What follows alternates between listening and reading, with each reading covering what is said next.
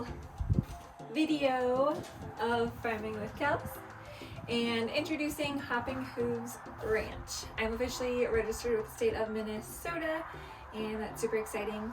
And just kind of thought I would do a video first of the goats before I dive into field videos, being where I'm not in the field yet. It is too wet here, too muddy yet, so yeah, still dressing in layers. I could maybe take this off, but it's still pretty chilly. So anyways, just gonna give you a little quick tour of the barn, show you my kidding pens, maybe some supplies that I use, and of course, cute little baby goat videos. So here we go. I'll take you through the barn.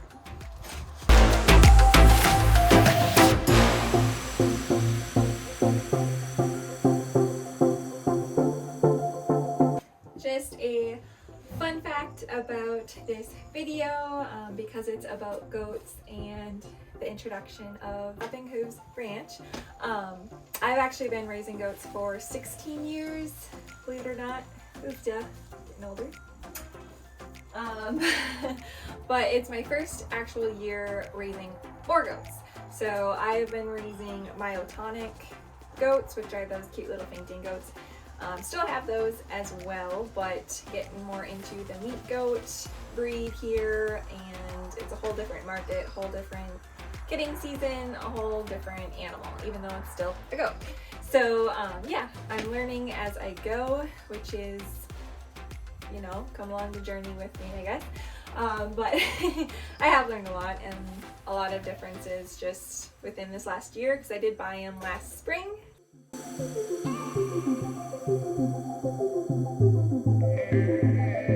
So as babies, raised them up so they could be my does.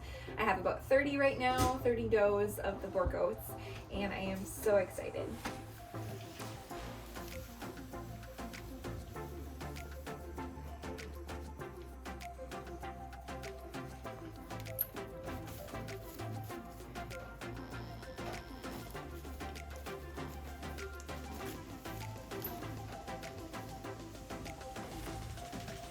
Look at all these pregnant bellies.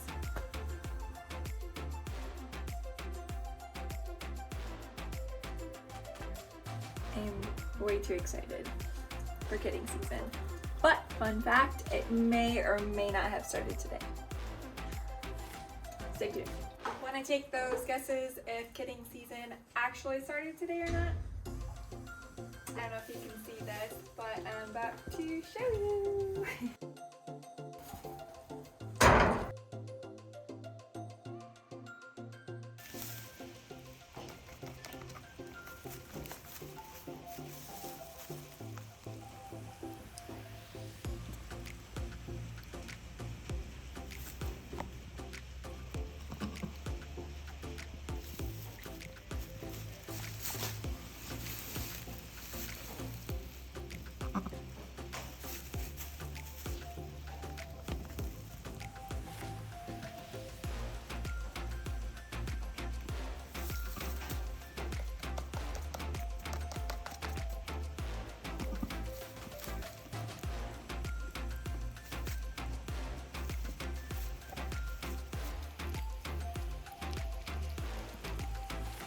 So I am officially in by the kidding pens, and I might get some questions as to if I'm raising dogs or goats, and I'm going to show you that in about 5, 4, 3, 2, 1. Here would be the reason why, featuring the sign that I made. Super fun. These are actually, probably guessed it already, but they are dog kennels, actually, legitly. Found them at Menards. So wasn't the exact plan walking into it. I was going to make pens similar to this look.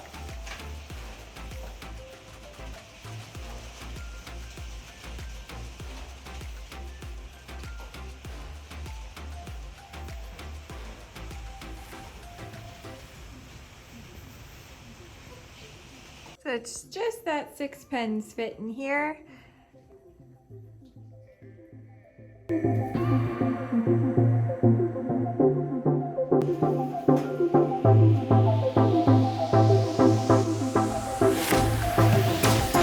mind me and my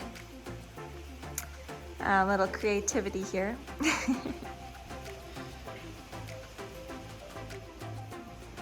We're trying it out, aren't we, mamas?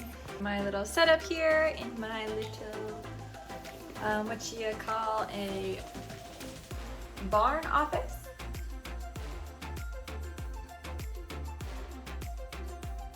So these are some supplies that I have for kitting and just literally everything from, we got backstock to extra feeders down below, blankets, scales, weights, toys, rigs and gloves. I have the weighing little tool here that I'm going to use next to show you guys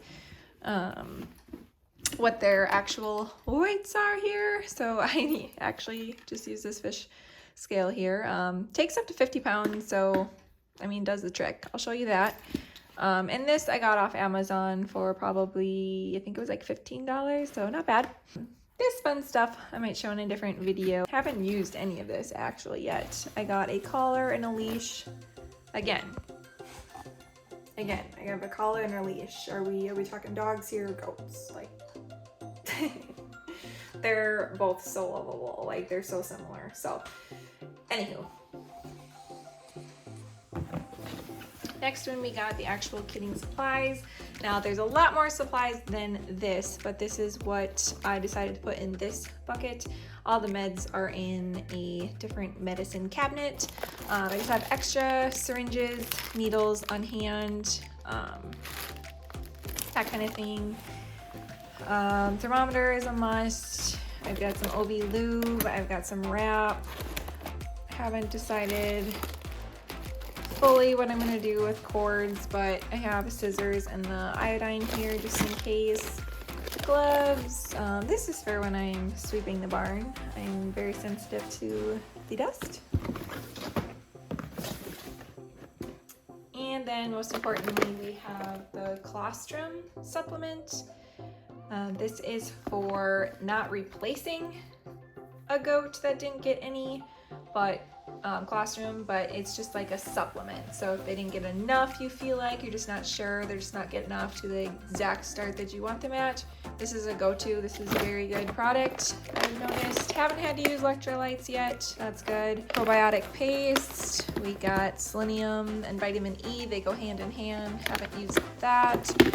And I also have here's the actual replacer for colostrum, and then there's Mana Pro is the company that I like their products from. It's just kid milk, because just in case you got a bottle feeder. Management, organization is also a must for me here on the farm.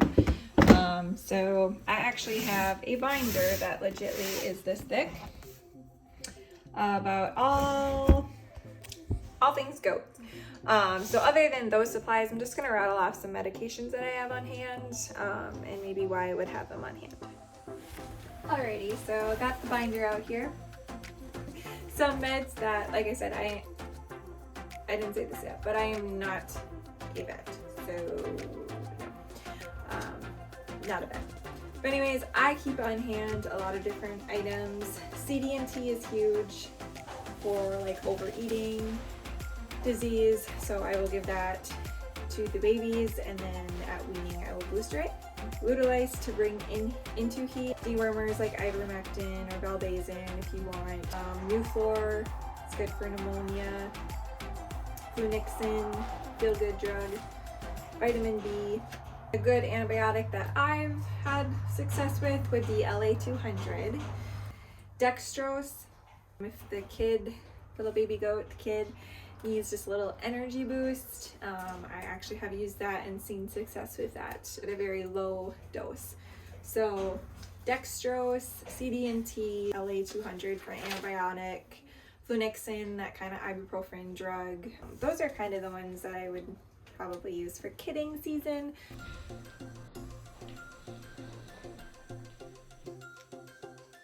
As far as the binder goes, this is where I would, let's say number 5, and I write, you know, the dam, the sire, date of birth, breed, where it came from, which farm, or my farm, treatment, reproduction, just notes about it as it's growing.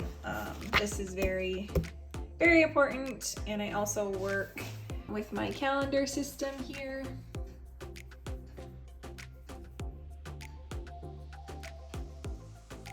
And then here in my binder again, this is where I will track and actually write down their weights. So this is the form that I use for babies.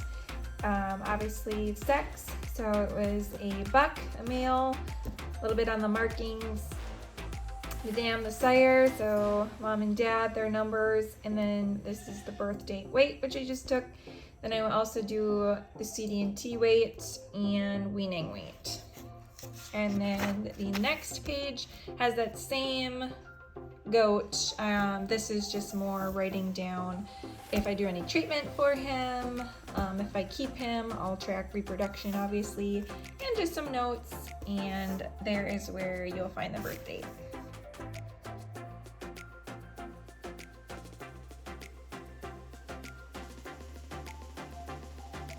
I'm not exactly sure why that is that they like to sit like dogs, but they definitely do. A lot of my bucks do that. Random does do that. Goats or dogs. There's one in every crowd, right?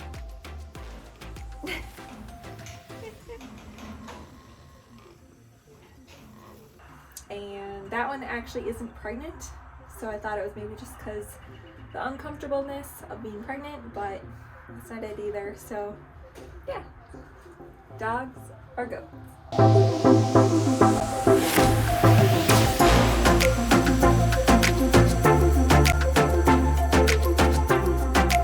I've recently done in the barn is got rid of all cattle panel and no hog panel. I'm doing horse panel.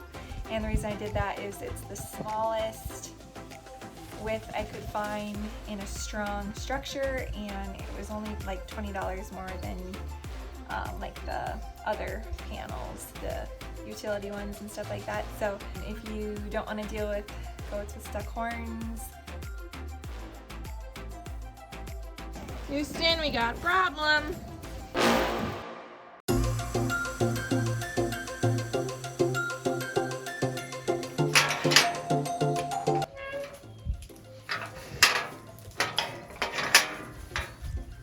Nice gate here to get in and out, and a nice headlock here.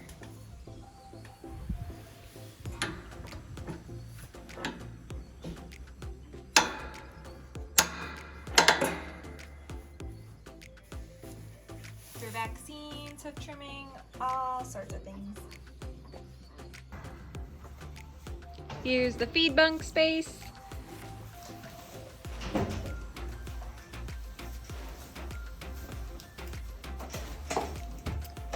This board here can be adjusted if we ever do need to raise it for the goat's head width here.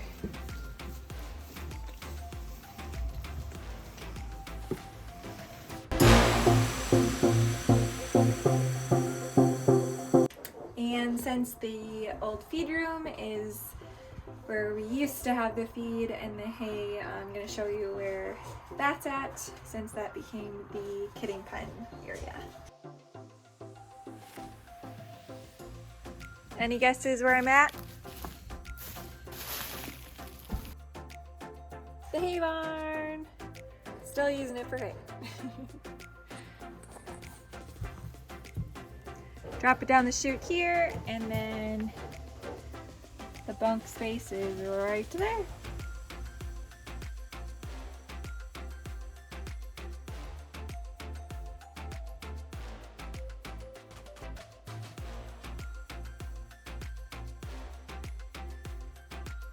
Thanks for taking the barn tour with me. See you next time. Please subscribe.